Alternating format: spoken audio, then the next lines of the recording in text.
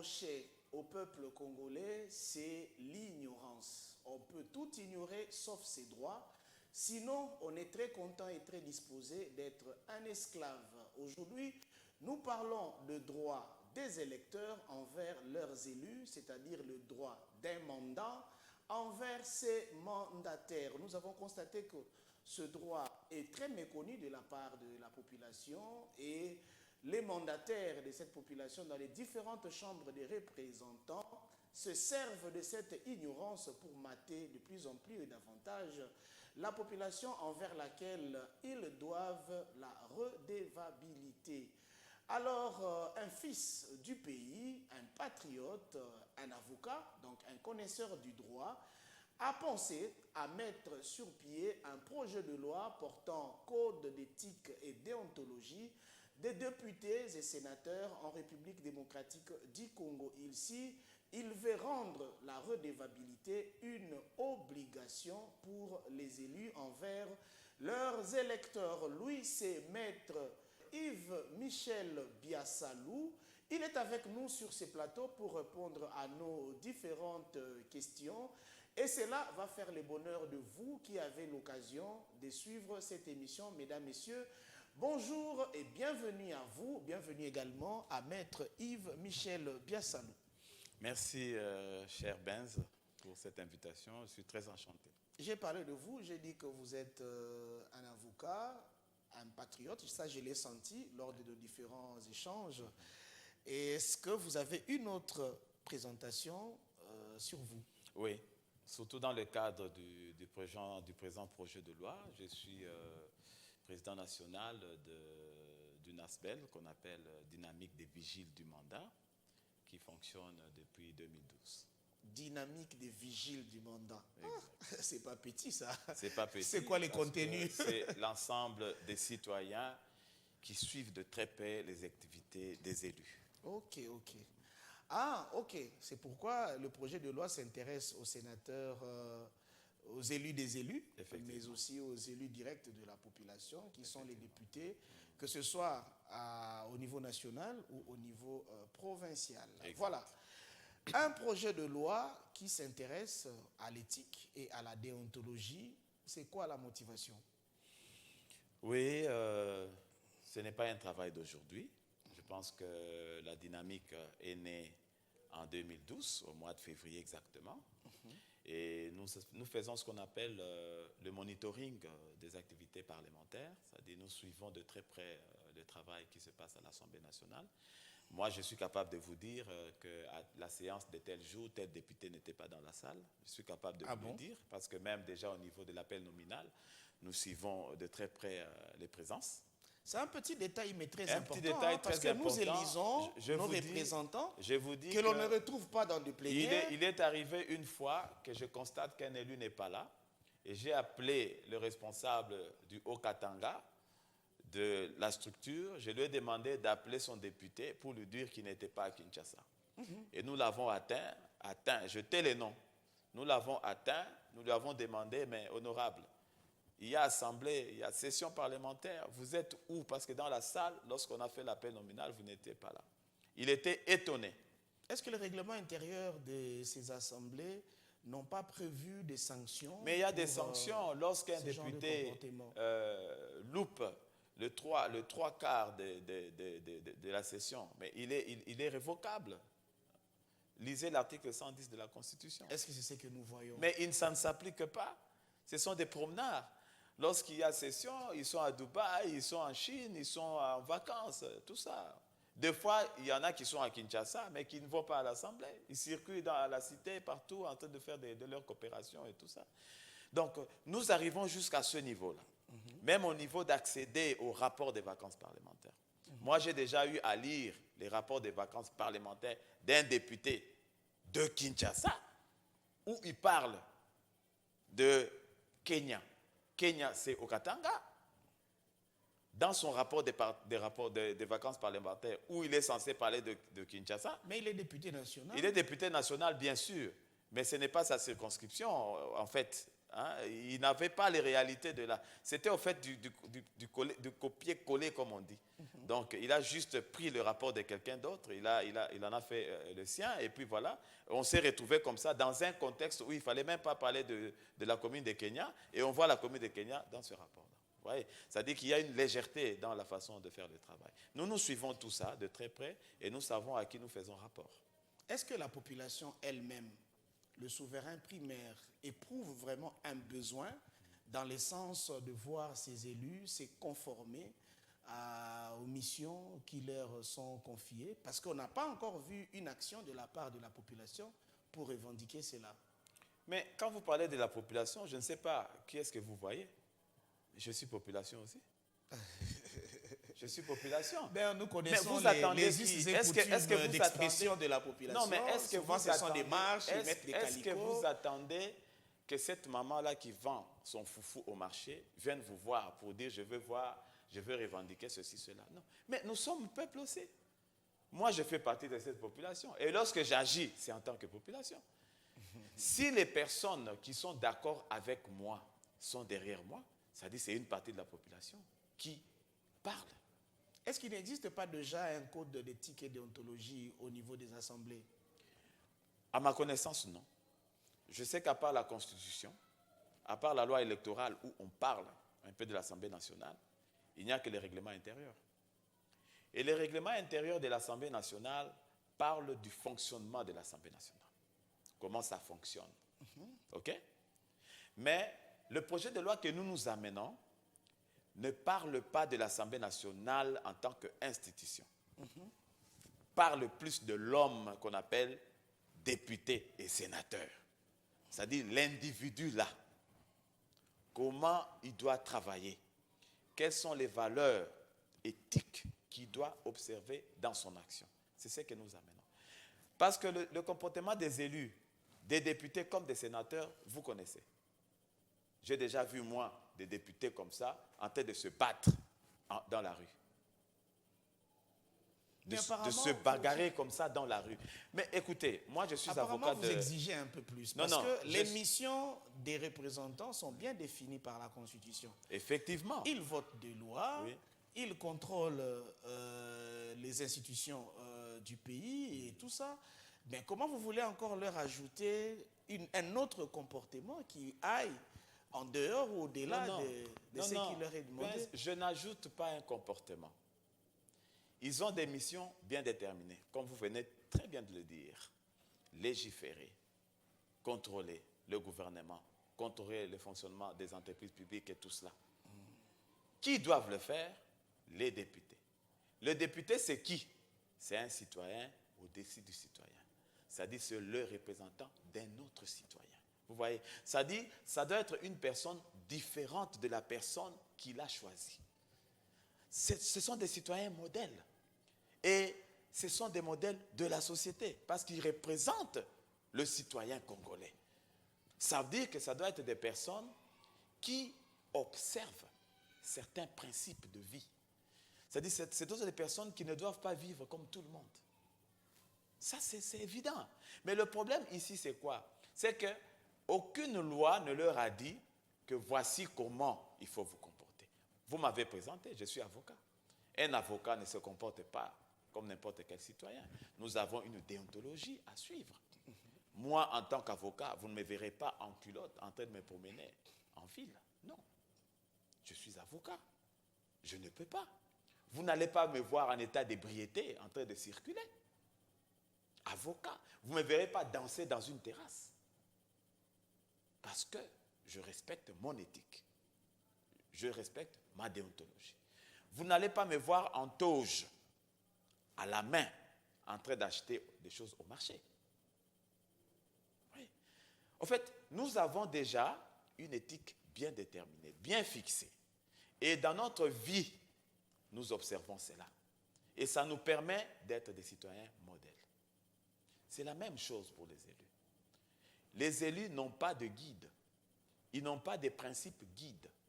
Voilà pourquoi nous avons fait ce projet. Pour dire, pour que vous arriviez à bien voter les lois, à bien légiférer, à bien agir même par rapport au contrôle parlementaire, La personne là que vous êtes censé contrôler, vous devez être plus exemplaire que cette personne. D'où il y a un certain nombre de valeurs qu'il faut absolument connaître. Est-ce Et que qui vous ne doivent... tentez pas de restreindre certaines libertés de Oui, ces élus? écoutez, M. Benz, même le chef de l'État, c'est un humain.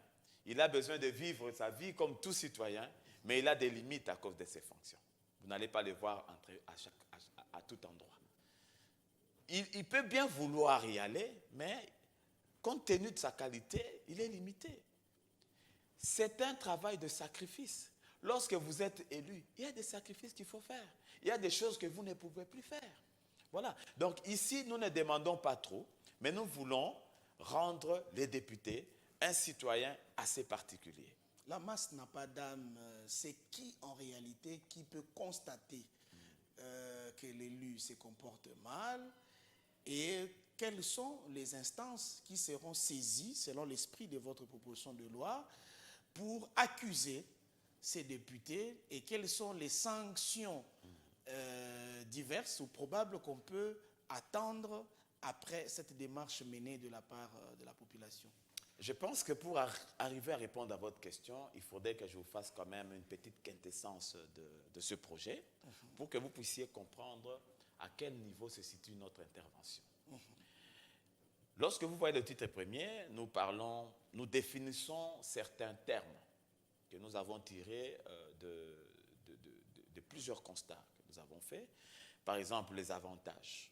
Il faut absolument que le député puisse savoir quels sont les avantages auxquels il a droit lorsqu'il travaille. Vous avez appris à un certain moment que beaucoup de députés se sont rendus au FPI, si je ne me trompe pas, pour contracter des dettes. Et jusqu'à ce jour, ils n'ont jamais remis l'argent de FPI. Ils ont pris l'argent en quelle qualité? Parce qu'ils sont députés?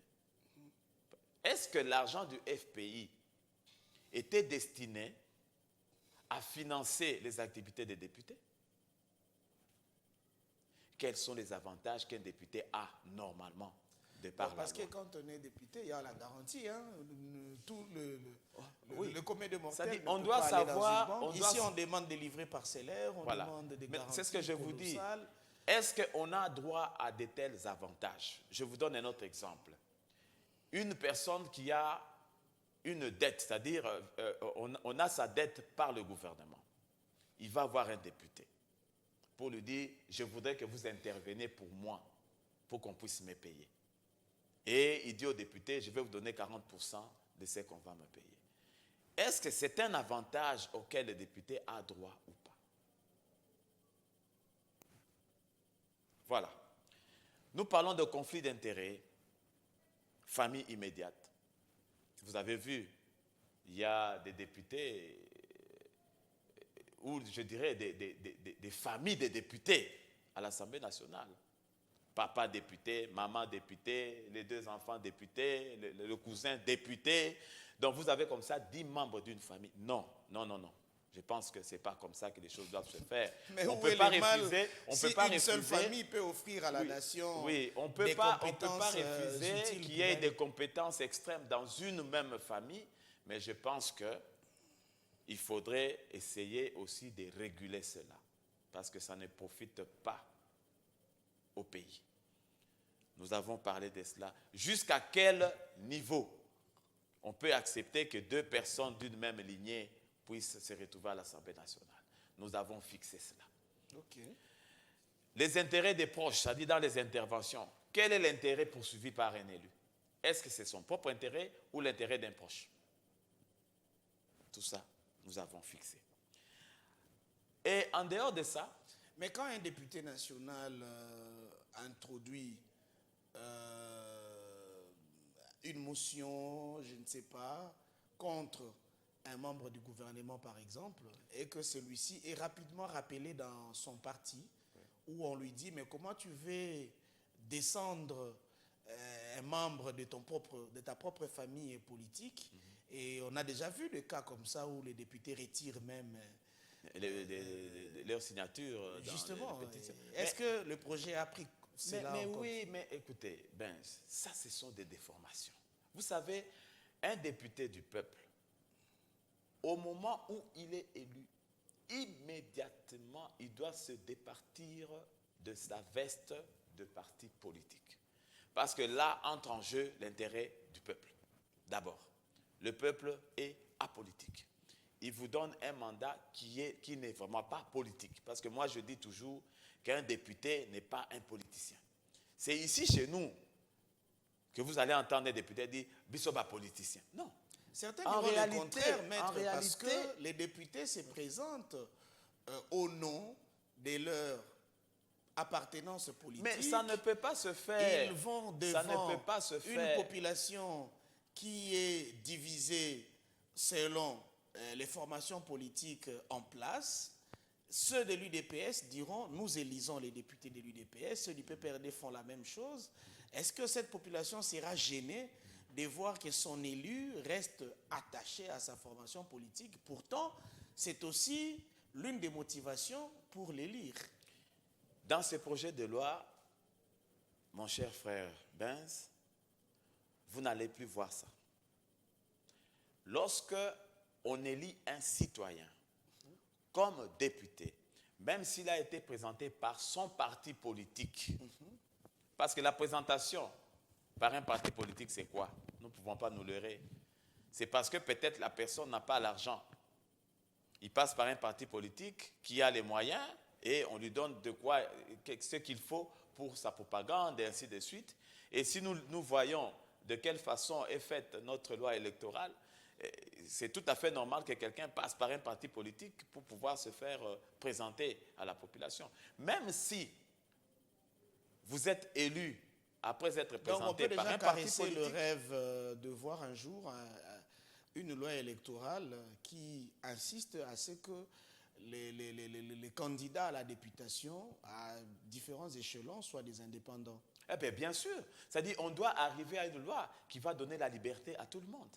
C'est-à-dire vous vous réveillez le matin, un citoyen simple, mais vous vous présentez. Lorsque vous arrivez à remplir les critères, c'est fini.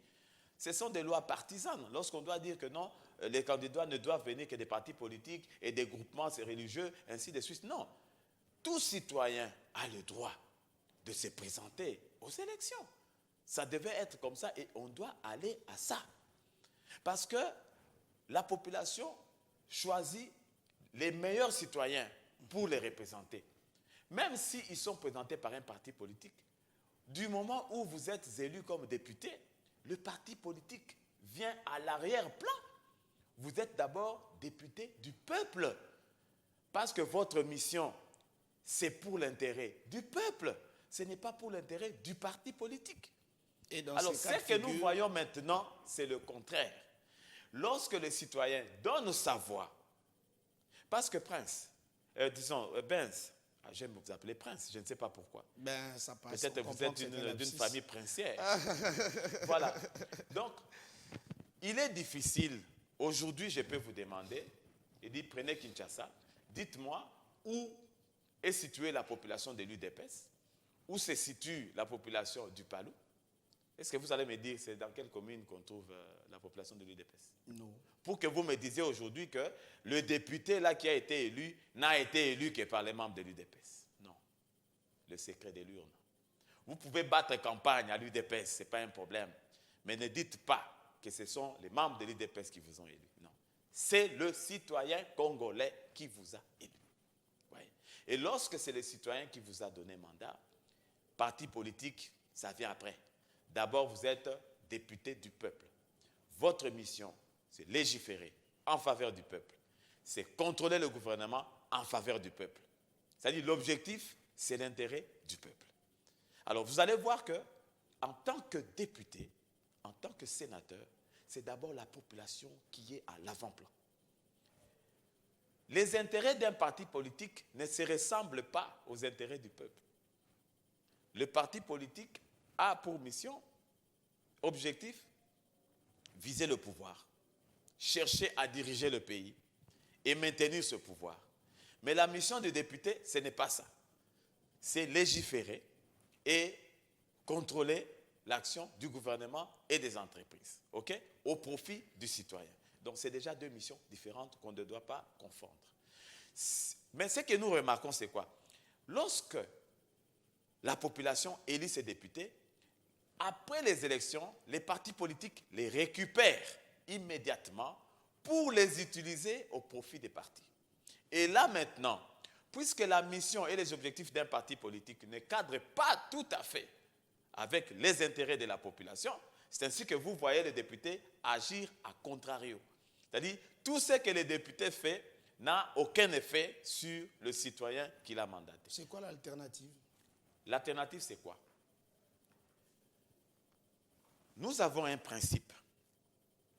Le député a le suffrage parce qu'il est élu. Mais son intelligence, c'est sa base. Je vous dis, je ne mâche pas les mots. Il y a des députés à l'Assemblée nationale aujourd'hui qui sont incapables de vous interpréter même un article de la Constitution. Mais si vous avez eu la chance d'être élu, mais ressourcez-vous au niveau de votre base. Ben, dans cette communauté que vous voyez, il y a plein d'intellectuels. Mais tout électeur mérite son élu. Hein? Ah, tout électeur mérite son élu parce qu'il a le droit d'en choisir un. Oui. Mais qu'est-ce que cet élu fait? C'est ça le problème. En fait, nous avons une autre façon de voir les choses, nous, la population. C'est-à-dire, normalement, lorsque nous votons, nous ne pouvons pas laisser notre élu travailler comme ça. Il faudrait que nous puissions l'approcher. Chaque fois savoir quelles sont les difficultés que lui aussi a. Il a besoin de nous en quoi? Qu'est-ce que nous pouvons faire ensemble? Ce qui veut dire que dans ce projet, il y a même les intérêts des élus qui sont calculés. Mais effectivement, tout est calculé. En fait, l'objectif de ce projet, c'est de rapprocher encore davantage les élus de leur base et rapprocher les bases de leurs élus pour une complicité, pour un travail synergique. Et pour en arriver, je voudrais vous donner un exemple pour bien vous expliquer. Admettons qu'à l'Assemblée nationale, on veut voter une loi sur l'environnement et que votre élu ne connaît rien de l'environnement. Il fut un chauffeur et après, il a eu la chance d'être élu.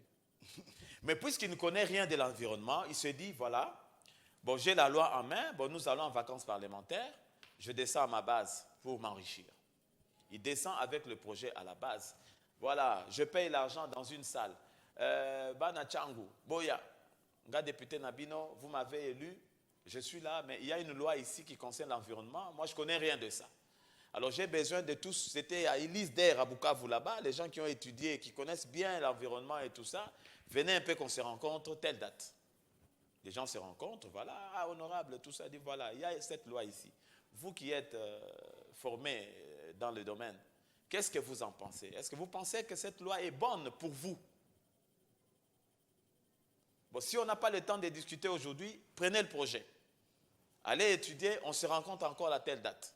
Donc l'élu est assisté Oui, par ses électeurs. Effectivement. On donne le complété projet. même. Voilà. Et 2 jours, 3 jours après, ils se rassemblent de nouveau. Et tous ces jeunes gens qui ont étudié l'environnement, qui connaissent les réalités environnementales, peuvent lui dire, honorable, nous avons vu, la loi est bonne, mais voilà ce qu'il faut changer parce que ça ne tient pas avec le contexte d'ici. Il y a ça, ça, il y a ça, il y a ça, il y a ça, il y a ça. Bon, imaginez-vous que tous les députés aient fait le même exercice. Est-ce que vous voyez un peu le niveau du débat au niveau de l'Assemblée nationale? Parce qu'ils reviendraient à l'Assemblée avec des connaissances qui peuvent leur permettre même d'améliorer le projet initial. C'est ça, c'est comme ça qu'on utilise sa base. On ne fuit pas sa base. Après les élections, on fuit.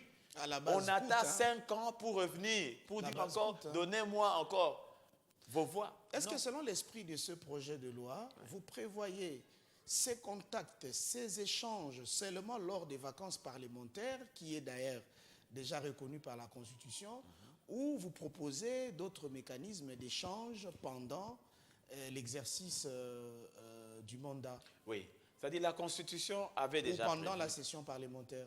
Le règlement intérieur avait déjà prévu les vacances parlementaires. Et c'est pendant les vacances parlementaires que les députés sont appelés à faire cet exercice. Normalement, cette redevabilité se fait comment? C'est en 3 phases. Il y a ce qu'on appelle la consultation. C'est-à-dire là, c'est lorsque l'élu pose la question à la base pour dire qu'est-ce que vous voulez qu'on fasse pour vous cette fois-ci, après avoir fait ce qu'on a fait. Soit, la deuxième phase, c'est la concertation. On dit voilà, j'ai un projet pour vous. Voilà, je voulais vous le soumettre. Je ne sais pas s'il est intéressant pour vous. Est-ce que nous pouvons l'améliorer? Si vous trouvez que ce n'est pas bon, essayons d'échanger pour voir si je peux faire ça comme ça. Voilà, on implique la population dans son action. Et puis il y a la troisième étape, c'est la restitution. C'est-à-dire, là, c'est une remise en cause. Le député lui-même fait son auto-appréciation. Il se dit, j'ai été à l'Assemblée, voilà ce que j'ai gagné pour vous. Nous avons dit que nous allons réfectionner telle école. J'ai réussi à faire passer ça au niveau du gouvernement. Bientôt, vous allez voir le gouvernement réhabiliter l'école. Vous voyez, là, il parle de ce qu'il a fait lui-même. Il rend compte. C'est ce qu'on appelle la redevabilité. C'est en 3 étapes. Voilà. Pourquoi la redevabilité? Ben, aujourd'hui, vous pouvez penser que la redevabilité, c'est juste un terme. C'est ça le développement du pays. Le développement du pays est assis dans la redevabilité des élus. Pourquoi?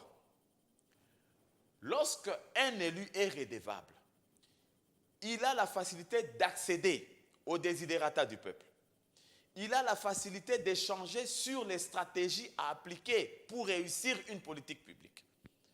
Il a la possibilité d'avoir des outils qui lui permettent même de modifier un projet public.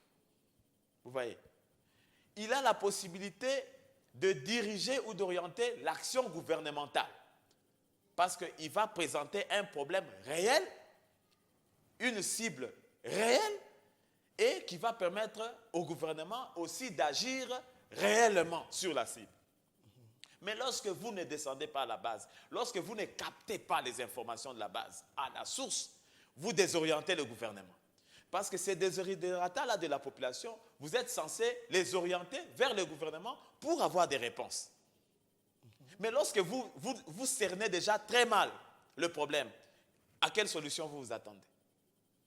Et puis, la redevabilité, son objectif c'est quoi? C'est d'arriver à ce qu'on appelle, c'est-à-dire ce qu'on appelle la participation citoyenne. On fait participer la population à son action. Vous savez, la participation citoyenne, c'est quelque chose de fantastique. Moi, j'ai séjourné en Suisse.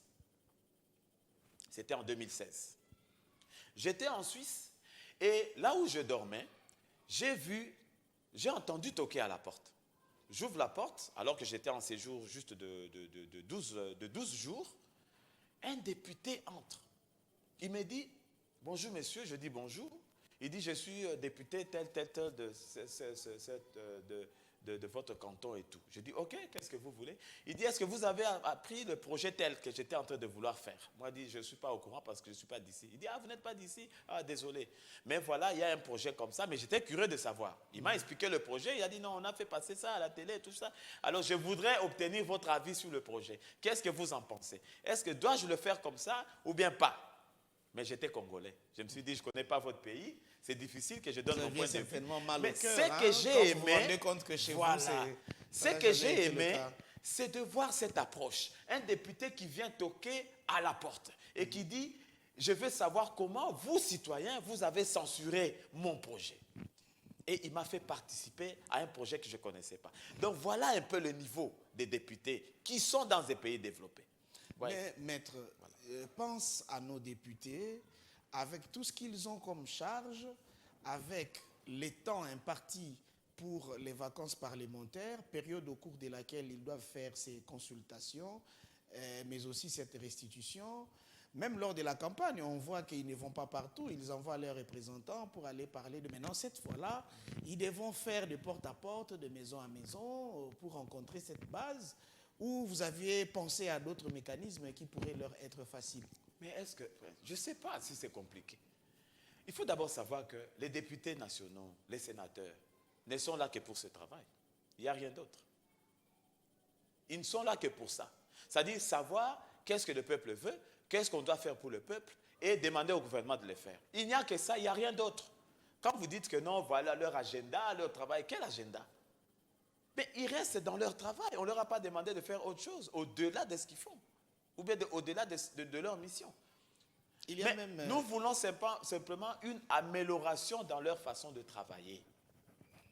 Que dites-vous de ces Lorsqu'ils vont en députés vacances parlementaires, qui sont très absents oui. à l'hémicycle pendant les sessions parlementaires? Mais mon frère, les députés ont un mandat.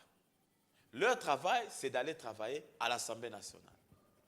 Comment pouvez-vous comprendre que même lors de l'appel nominal, simplement, un député n'est pas là? Nous avons fait cette expérience il y a quelques années. C'était un député de Haut-Katanga.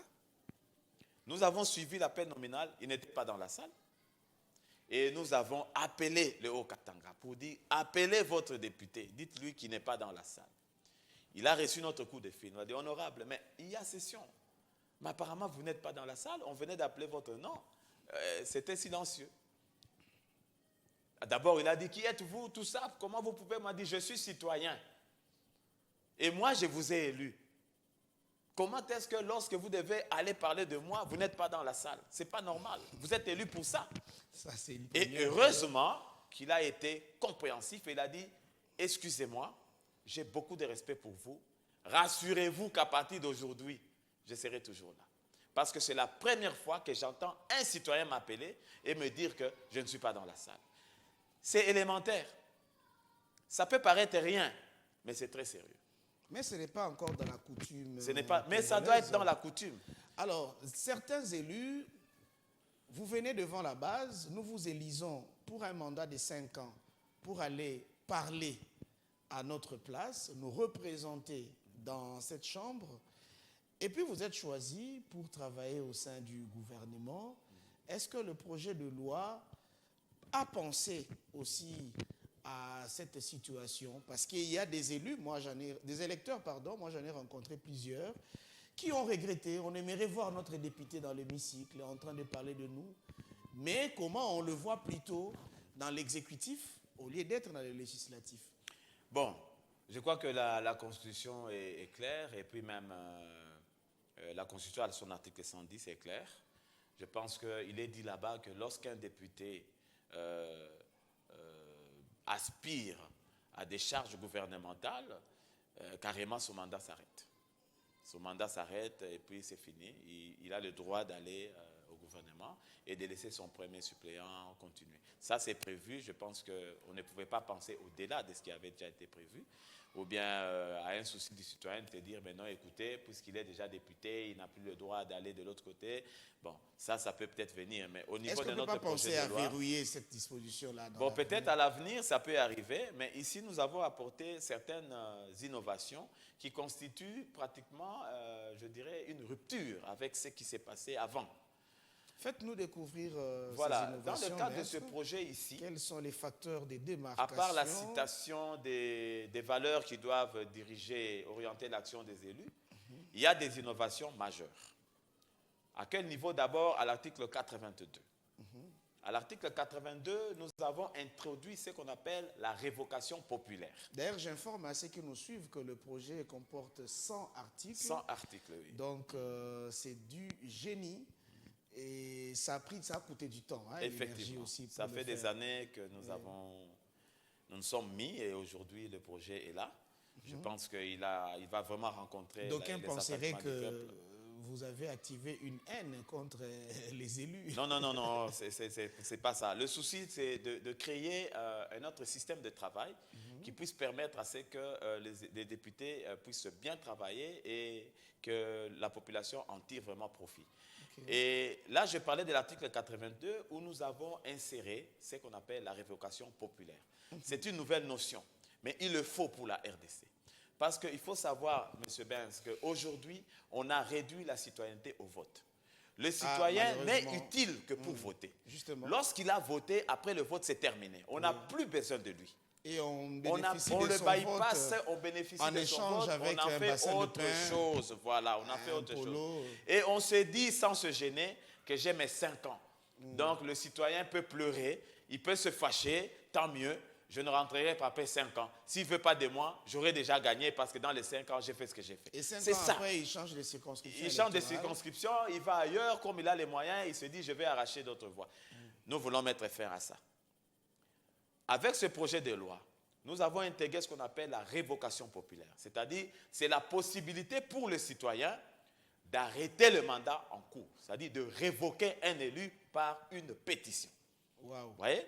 C'est-à-dire, lorsque vous êtes élu et que la population attend de vous à ce que vous soyez redevable, que vous venez de temps en temps pour échanger avec, pour qu'il puisse voir comment s'améliore sa situation et que vous ne le faites pas, il a le droit de vous révoquer. Et la révocation peut arriver à tout moment. C'est-à-dire lorsqu'il est établi que vous n'avez pas respecté vos obligations de redevabilité. Parce que certains nous ont contactés, certains députés, certains citoyens aussi pour dire, mais non, mais écoutez, si jamais le citoyen doit commencer à révoquer l'élu, est-ce que vous ne voyez pas qu'il y aura l'arbitraire? À tout moment, on va s'en prendre à un député parce qu'on a un conflit avec lui. Oui, et voilà, on lui monte un parce coup. que ça peut être une démarche bien Voilà. ciblée, Non, motivée, nous financée avons- même nous par avons un été adversaire déjà politique. bien précis. Nous avons dit qu'on ne va pas révoquer un élu parce qu'il a autant de femmes. On ne va pas révoquer un élu parce qu'il a construit une maison. Mais on révoque l'élu qui n'est pas redevable. C'est-à-dire l'élu qui, pendant les vacances parlementaires, se retrouve à Dubaï en train de faire les achats avec sa femme et les enfants. L'élu qui, Non, pendant mais les l'argument vacances maintenant, c'est les parlementaires... soins de santé, et ça tient. Ah oui, écoutez, mais il y a des obligations, d'abord à respecter. Voilà. Donc, l'élu qui ne permet pas à la population de s'exprimer à travers lui est sanctionnable. Même les mouvements des élus, soins de santé, ça se prouve, non? Quelle est la démarche que poursuit la population, la marche à suivre, hein, disons, par la population, du constat de la non-redevabilité de l'élu jusqu'à la sanction? Mais c'est ce que nous disons. La sanction aujourd'hui, La population avant c'était qui n'a quoi? pas d'âme va faire Oui, quoi? avant, Va marcher, écoutez, va brandir non, les non, calicots, non, ça c'est terminé. va saisir les tribunaux. Avec cette loi, ça c'est terminé. Vous êtes député, vous êtes sénateur. Il vous est imposé maintenant d'être redevable. La redevabilité n'était pas écrite. Vous ne retrouvez pas ce mot, ni dans la Constitution, ni dans le règlement intérieur. On ne parle pas de la redevabilité. C'est juste une conséquence, ou bien je dirais un effet de la représentation. Mais ici, c'est rendu obligatoire. Parce qu'il y a une disposition qui dit que l'élu qui n'est pas redevable est sanctionné. Et la sanction, c'est quoi? C'est qu'on vous révoque. C'est-à-dire, lorsque dans votre circonscription, où vous avez eu 6 000 voix pour passer, dans la même circonscription, les 6 000 voix sont encore réunies contre vous, vous partez. Mais c'est auprès de qui que la population va déposer sa plainte ou son désir Ça, c'est une de bonne révoquer? question. Ça aussi, ça fait partie d'une innovation que nous venons de faire. C'est-à-dire, l'innovation, c'est quoi? C'est qu'au niveau de l'Assemblée nationale, il y a 500 élus. Même s'il y a le bureau, avec ses 10 ou 11 membres-là, ou 9 membres, le bureau, c'est un bureau des élus, n'est-ce pas? Justement. Ici, nous avons dit que c'est un autre citoyen qu'on appelle commissaire à l'éthique et à la déontologie qui sera chargé d'appliquer ce code. C'est-à-dire quoi? Corrompu. C'est-à-dire quoi? Le commissaire chargé de l'éthique et de déontologie, c'est lui qui reçoit les plaintes des citoyens. Mais ça, c'est un poste qui n'existe pas. Qui n'existe pas, que nous avons proposé. Il faut qu'on crée, le chef de l'État doit créer une commission avec un commissaire chargé de la déontologie et de l'éthique. C'est celui-là à qui reviendra le droit d'appliquer le code. C'est-à-dire, lorsque la population n'est pas d'accord avec un élu, la population saisit le commissaire pour dire que nous nous sommes... Laissez-moi terminer. Pour dire que... Je vais vous donner un élément de plus parce oui, que ça va venir. Selon la Constitution, ne me coupez pas d'abord, ne me coupez pas d'abord. Laissez-moi terminer. Là, le commissaire est saisi de la pétition de la population et le commissaire ouvre les enquêtes pour vérifier l'information. Si cette information s'avère vraie, que l'élu pendant les vacances parlementaires n'était pas à sa base. Il était plutôt à Dubaï pour acheter les mapapa. En ce moment-là, la population agit contre lui. Est-ce que les autres élus vont laisser les leurs partir? Parce que nous avons vu, même pour les cas de retrait des immunités, on voit que les élus, Ils se protègent Ici, mutuellement. il n'y a pas question d'immunité. Les immunités, c'est pour les poursuites judiciaires. Ici, ce n'est pas la justice qui poursuit un député. Ici, c'est le citoyen qui a donné mandat, qui exerce ce qu'on appelle le parallélisme des formes et des compétences. L'autorité qui a donné la qualité a le droit de retirer cette qualité. Donc, aujourd'hui, avec ce projet de loi, le mandat de 5 ans n'est pas acquis d'office. Vous avez été élu pendant 5 ans, mais vous devez mériter les 5 ans. C'est-à-dire, C'est comme chaque quand vous jour, épousez votre femme, mais effectivement, on tous vous les suit jours, chaque il faut jour. poser Voilà. des actes responsables. Des responsables mériter jusqu'à ce sa que vous confiance, terminez. mériter sa fidélité. Effectivement. Jusqu'à ce que, ouais. Voilà, maintenant la Effectivement. difficulté ici, maître, c'est que Je vais te donner un ce détail. projet de loi sera déposé à l'Assemblée nationale J'en arrive. pour qu'il soit voté. Pensez-vous que ces élus qui se sentent déjà en danger Oui. vont considérer ce projet et voire même aller jusqu'à le voter? Je vous réponds. Mais avant de vous répondre, je voulais vous dire ceci. Ok. Le commissaire qui est chargé d'aider à la déontologie, d'où vient-il?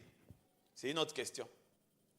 Ce monsieur est proposé par le chef de file de l'opposition.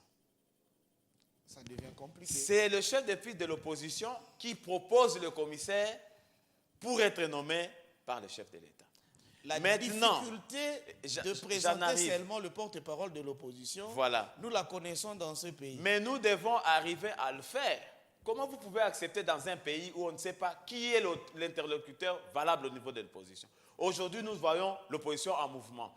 La dernière fois, pendant la marche de la Mouka, j'ai vu, la Mouka, c'est du président Fayoulou. Je ne sais pas aujourd'hui, qui représente l'opposition? Est-ce Katumbi? Est-ce Fayoulou? Est-ce Chadari? Est-ce... qui c'est encore? Je ne sais plus qui est encore là. Qui représente l'opposition? Est-ce Bemba? Mais on doit savoir aujourd'hui, il faut, mon cher ami, Papa Tshisekedi disait, le jour où l'UDPS accède au pouvoir, il n'y aura plus d'opposition. C'est non, peut-être ce que nous écoutez, nous avons besoin d'une opposition participative. L'opposition, ce n'est pas descendre dans la rue et faire des revendications à chaque bougeotte. L'opposition, ce n'est pas criailler, mais l'opposition, c'est amener des projets qui peuvent améliorer les projets du gouvernement, que vous estimez ne pas être adaptés. Moi, je n'ai jamais vu aujourd'hui les opposants que nous avons dans ce pays dire que voilà, le gouvernement pense faire ça, mais le projet qui est mieux pour la population, c'est peut-être celui-ci, dans le domaine de l'eau, dans le domaine de la santé. C'est ça le projet qui est mieux que celui-là que vous avez fait. Ça, c'est l'opposition participative. L'opposition n'est pas là que pour maudire chaque jour. Il faut une opposition participative. Et dans le cadre de ce projet de loi, nous avons voulu à ce que l'opposition participe aussi d'une manière ou d'une autre, c'est-à-dire que le commissaire qui est chargé de l'éthique, de l'application du code, émane de l'opposition. C'est-à-dire qu'il soit présenté par le chef de file de l'opposition que nous sommes appelés, en tout cas d'ici 2023, à connaître. Est-ce que parce que les nous élus estimons vont que laisser passer cette loi? Ça, c'est une bonne question. Surtout que Ozokisi les Susubango J'étais déjà en train de dire que cette on loi... aura une émission à Lingala, hein, maître. Et ça va venir. D'autres catégories Ça va de venir. Congolais Oui, doivent oui. aussi... Oui. J'étais déjà en train de dire qu'il est vrai qu'une guerre est déclenchée avec les élus qui sont là maintenant. Okay. Parce Alors, que une bonne guerre. c'est déjà des élus qui sont déjà inféodés, des élus déjà abîmés. Le projet ici ne peut pas s'adapter. Vous savez, dans ce projet de loi, on n'a rien demandé que d'être redevable. C'est comme si je dis, Monsieur Benz, aujourd'hui vous êtes nommé DG dans cette entreprise, mais je vous colle seulement un commissaire au compte qui est là pour vérifier comment vous gérez chaque jour. Et vous allez me dire, non, je ne suis pas d'accord avec ça. Dans ce projet, on n'a pas demandé aux députés de tuer leurs parents. Non. Non. Nous avons dit seulement que la redevabilité est devenue obligatoire. Maintenant, si vous n'êtes pas redevable, c'est-à-dire vous ne donnez pas la chance à votre base de s'exprimer, d'être en contact avec vous, nous ne voyons pas en quoi vous la représentez, alors elle peut vous faire partir. C'est tout.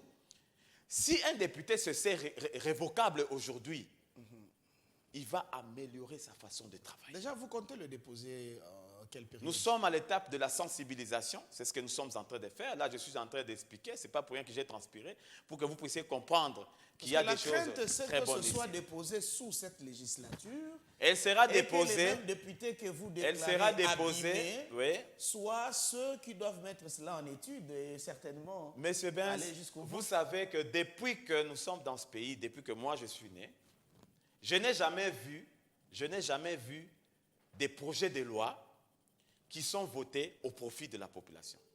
Je n'ai jamais vu une initiative de loi venant de la population.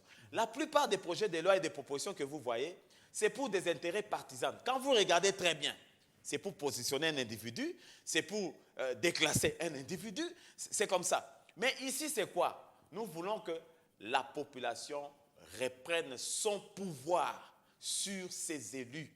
Les partis politiques doivent cesser d'utiliser les députés comme si ils sont l'émanation des partis politiques. Avec ce projet de loi, la population reprend son autorité sous son élu, il reprend le contrôle sous son élu, et l'élu, se sachant révocable désormais, va améliorer sa façon de travailler.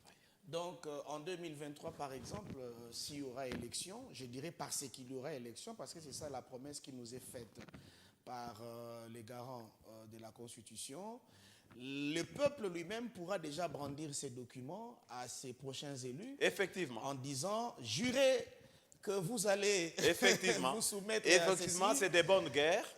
Aujourd'hui, nous allons déposer l'année prochaine, au début de l'année, ce projet à l'Assemblée nationale.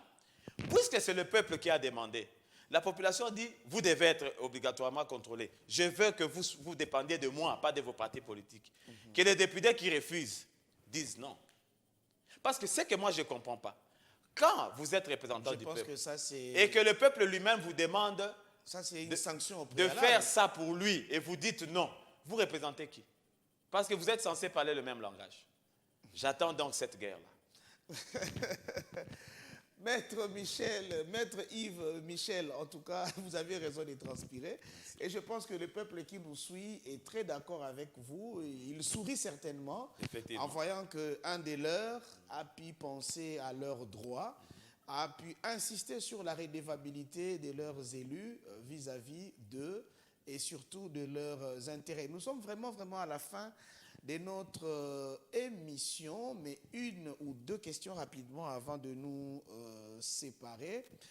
Que dites-vous de ces députés qui font de la transhumance?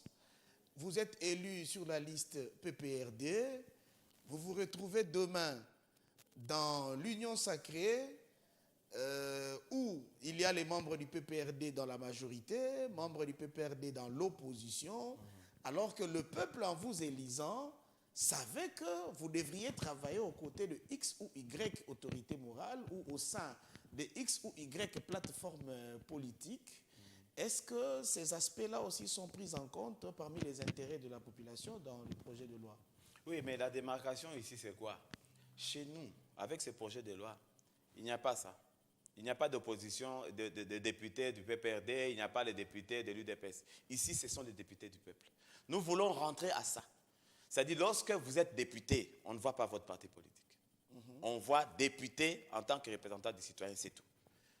Alors, les députés ont l'obligation de servir la population, c'est-à-dire par rapport aux missions qui leur sont confiées, tandis qu'il existe un garant de la nation, lui aussi, qui peut peser de son poids pour que les députés ne fassent les choses que suivant sa façon de concevoir la conduite de la nation, et que si ces élus tentaient de faire autre chose que ce qui est pensé par le chef de l'État, l'Assemblée pourrait être dissoute. Oui, le chef de l'État n'a pas à penser ici.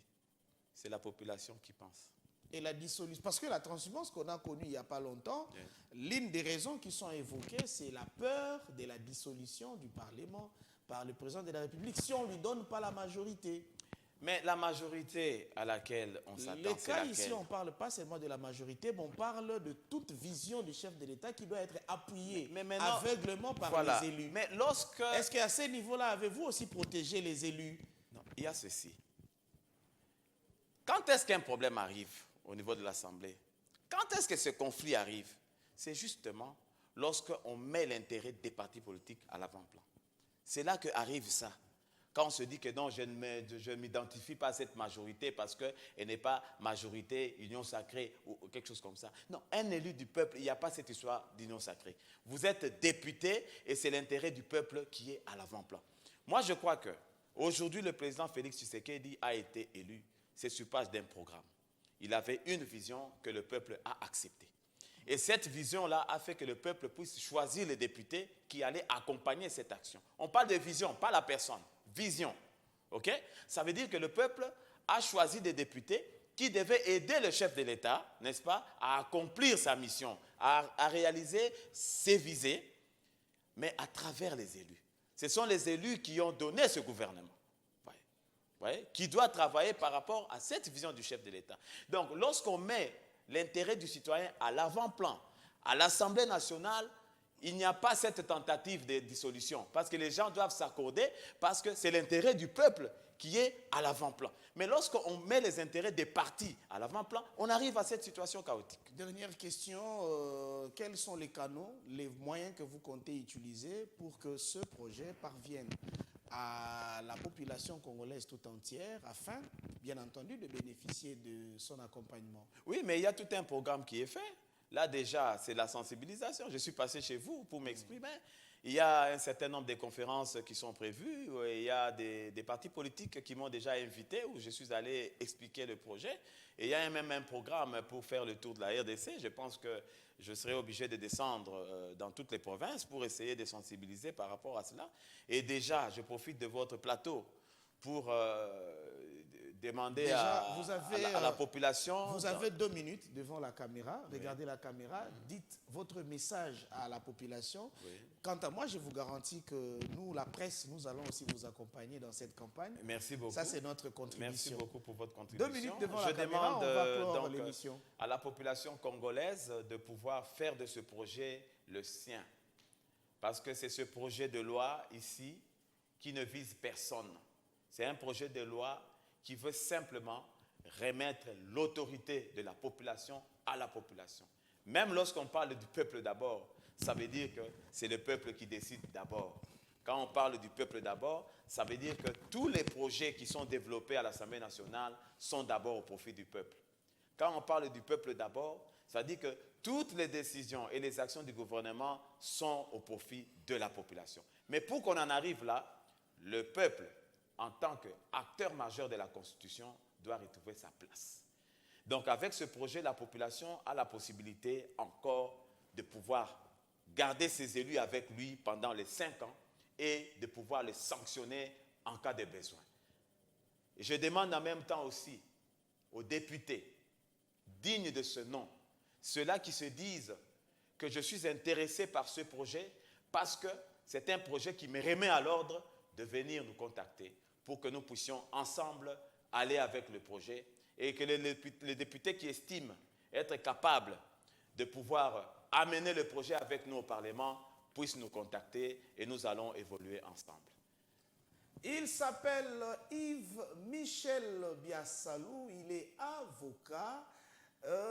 C'est un Congolais, un patriote, je l'avais dit. C'est lui l'auteur du projet de loi portant code d'éthique et déontologie des députés nationaux, provinciaux et sénateurs en République démocratique du Congo. C'est lui qui était notre invité à l'heure du Congo d'aujourd'hui. Il a pu répondre à toutes nos questions.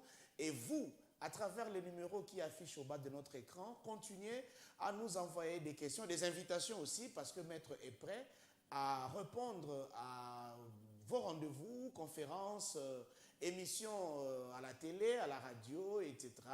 Il arrivera même dans vos ménages pour vous expliquer ce dont vous avez besoin de sa part. Ainsi donc prend fin ce numéro de l'heure du Congo. Mesdames, Messieurs, au revoir. Continuez à nous écrire comme d'habitude. Merci.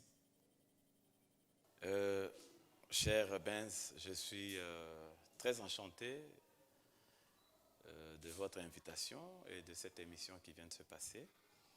Et au nom de la dynamique des vigiles du mandat que je représente ici, je tiens à vous remettre officiellement la copie vous destinée de ce projet de loi.